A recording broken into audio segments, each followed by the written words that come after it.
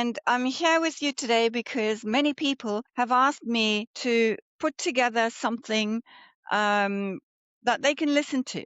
So, information about buying in Catalonia, interesting information. So, not the usual run of the mill stuff that you find on the internet, which is, you have to have a Spanish bank account, you need a NIE or national identity number as a foreigner in Spain. So, something that's a little more interesting about situations that can arise when you're purchasing property in Catalonia. So, kind of behind the scenes, what happens with us as buyers agents or as estate agents, really. And so, this is my first episode, and I wanted to start off by explaining a little bit how I got or fell into this job. So, about 5 years ago, I started thinking, why don't I work in real estate? Because it's always been a huge interest of mine.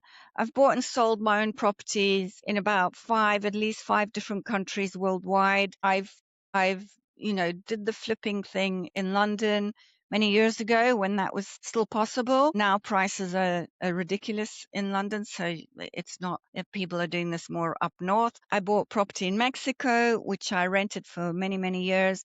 And then I sold. That was in the hotspot of Cancun, where at the time the growth was about 35% year on year. So I've been investing in real estate for many, many years. And I thought, why don't I try and work in this?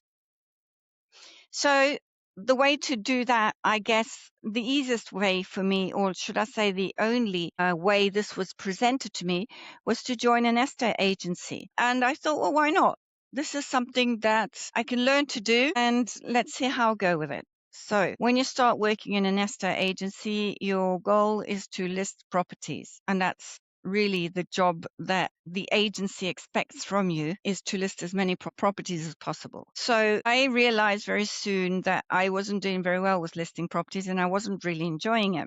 And mainly because I guess I had been a buyer all my life. I really hadn't been a seller.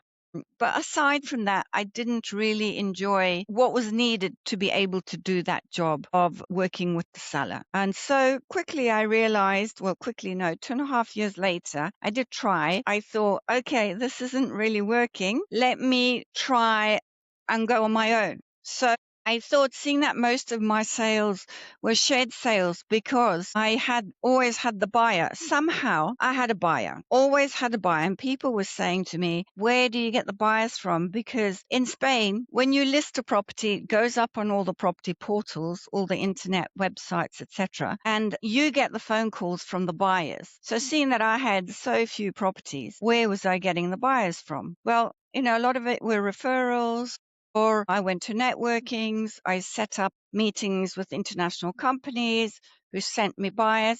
So I had a lot of other activity going on that wasn't related to listing a property. So after a while, I thought, right, okay, I'm going to leave, because in the end, I am getting 50% of the sale, but I'm getting 50.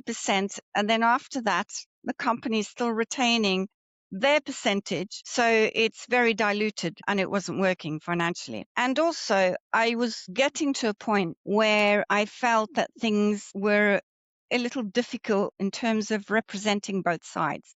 Because as a listing agent, you list properties and you work for the seller. The seller is the person that pays you, and you are there to represent them.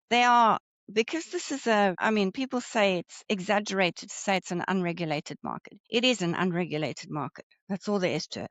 I can give you a very good example of something that happened to me, for instance. So I was representing a seller who then decided that she was not going to pay for the work that was quoted for the technical inspection. So in Spain, all apartments go through technical inspections, and when that comes out negative, the work that needs to be carried out is sent out in a report, and the community of neighbors need to decide when and how they're carrying out this work. But in the meantime, if that has already been quoted and you sell, then you need to pay for that work. So once you get your money from the buyer, you are obliged by law to pay for that, what's been quoted. Not the work that hasn't been quoted, but what's been quoted, you need to pay for. In this case, the seller told me she wasn't prepared to pay for it. I told her that by law she had to, and she said I could speak to her lawyer. So her lawyer told me, Valerie, there's the law, and then there is whatever's agreed outside the law. So she said, your job is to represent my client, and she will not pay for the work. So when you do the visits, you'll need to mention that they will be responsible for paying for that work. I was kind of a bit shocked, but I thought, well, okay, that's what I have to do. That's what I'll go ahead and do.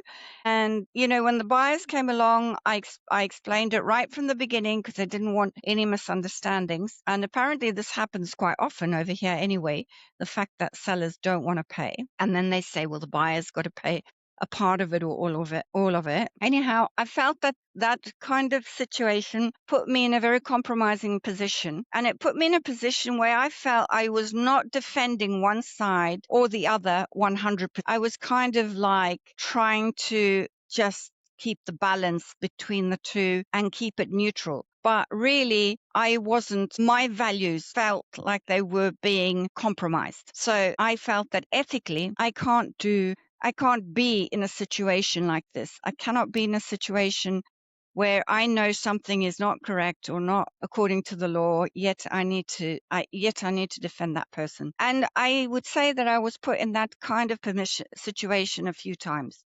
So this is just one that I've described to you, but it happened to me various times. And I started thinking, I need to make a change because I need to have a job that aligns with my values.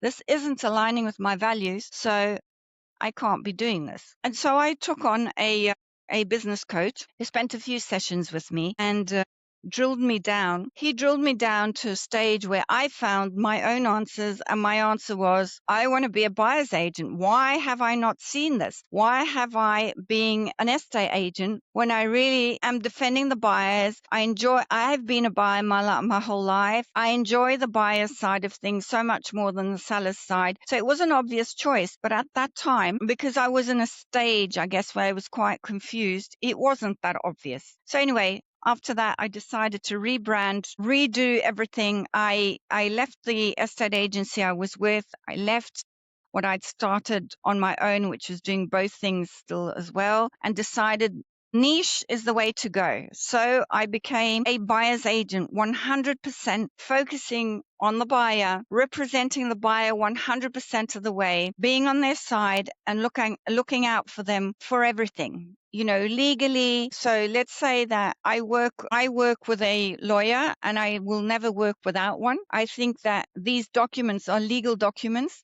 I'm not a lawyer. I have my role and I accompany my buyer from beginning to end, but professionals are needed along the way. And in the property purchasing business, I would say that you definitely need a lawyer. And in the case of buying a house, in some apartments as well, not necessarily apartments because we have the technical inspection document, but for houses, definitely, it's very valuable to have an architect that will do a survey and let you know the condition of the house and also have a look at it from a council and permits and so on side of things. So that's how I work. I don't work by myself. I have a team. So I have a lawyer and an architect that I use, and we're there to basically do a team effort and a team job to start the process from beginning to end and accompany all my clients from the very concept, the beginning of where they're thinking, I want to buy in Catalunya or in Costa Brava, Barcelona, anywhere in Catalunya. So from that point until they've signed and got the keys, we're here to accompany you.